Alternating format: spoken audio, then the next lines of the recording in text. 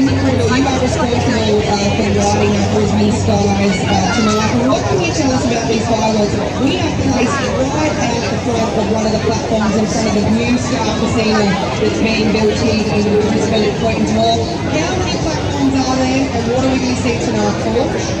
Yeah, so I've got 30% of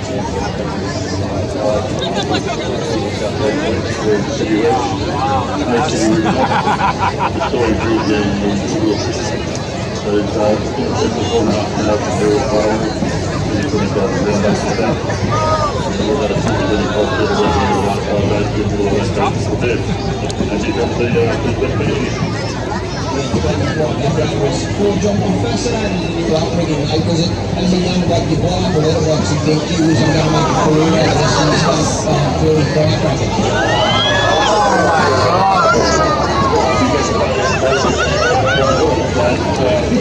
Oh my God!